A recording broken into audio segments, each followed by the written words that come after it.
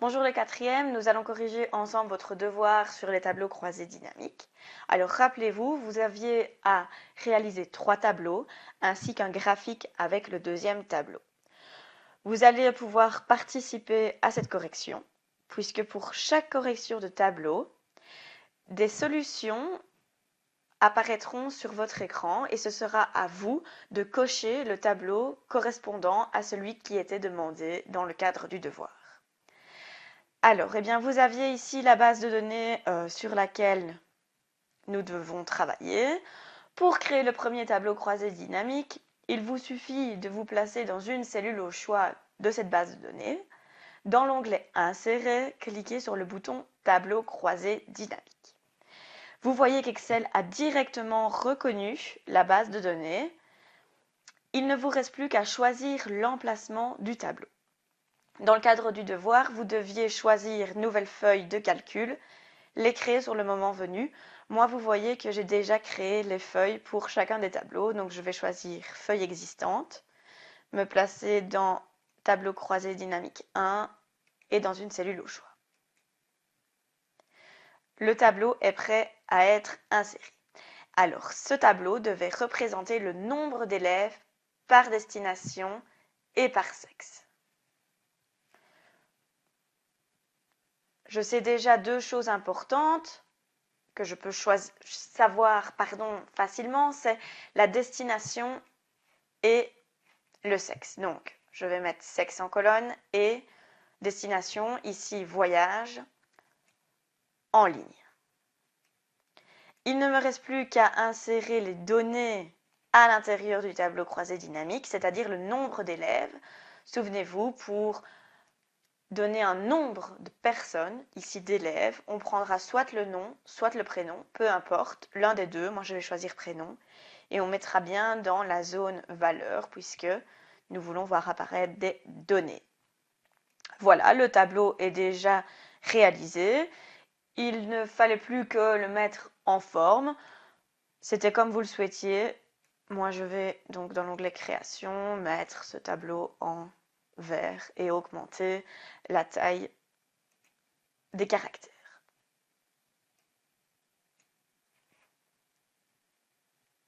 Alors, le tableau croisé dynamique 2, eh bien, même procédé, on se place dans une cellule, onglet inséré, tableau croisé dynamique.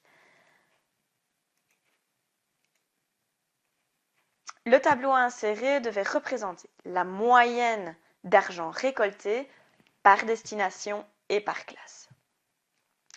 De nouveau, on peut directement savoir 2 choses faciles à reconnaître, c'est qu'il faut la destination et les classes. Donc voyage en ligne et classe en colonne puisqu'on en a moins que des destinations. Alors, maintenant pour les données du tableau, il nous faut la moyenne d'argent récolté. Donc je sais qu'il me faut de l'argent, donc je vais placer argent récolté dans la zone valeur. Qu'est-ce qu'a fait Excel? Eh bien, il a utilisé la formule somme.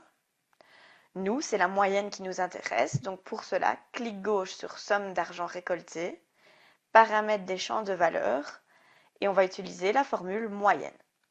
Alors avant de quitter la boîte de dialogue, il nous reste une chose importante à faire, c'est de modifier le format de nombre pour voir apparaître le symbole monétaire euro. Je clique sur OK. Et le tableau est déjà créé. Il vous reste donc à faire, vous le savez, la mise en forme. Voilà, je vais choisir du bleu et augmenter la taille des caractères. Alors, vous deviez réaliser un histogramme contenant un titre, des étiquettes de données et une mise en forme au choix. Pour insérer un histogramme à partir du tableau croisé dynamique, je me place dans une cellule au choix de ce tableau croisé et dans l'onglet Analyse, je clique sur Graphique croisé dynamique.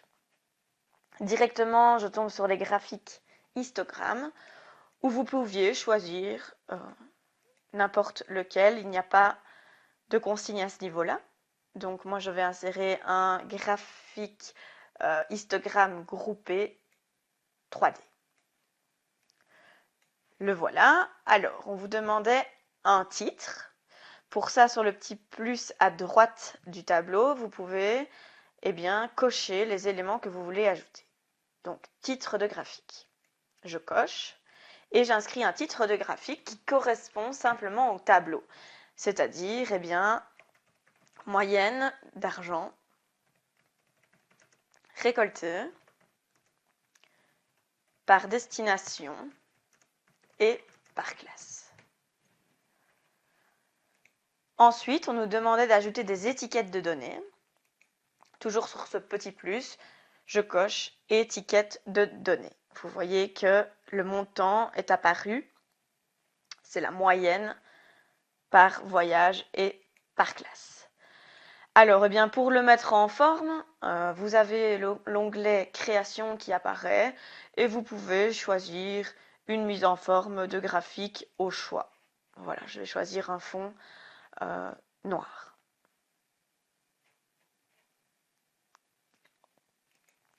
Alors, pour le tableau croisé dynamique 3, même démarche que d'habitude, insérer tableau croisé dynamique sur la feuille existante dans une cellule au choix. Le tableau à représenter était le nombre d'élèves par tranche d'argent récolté et par sexe.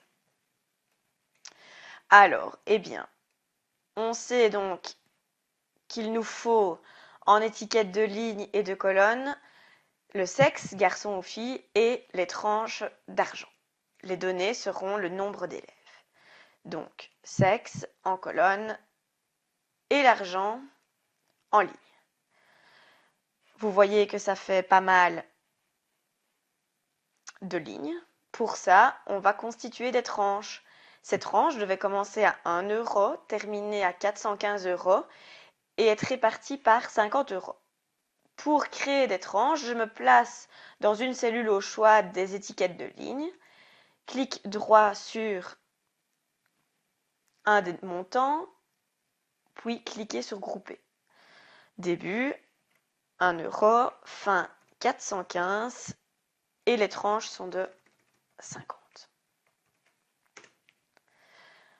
Voilà, les tranches sont bien groupées, donc il nous reste maintenant à mettre les données. Nous voulions voir apparaître un nombre d'élèves, maintenant vous savez qu'on utilise nom ou prénom pour avoir un nombre.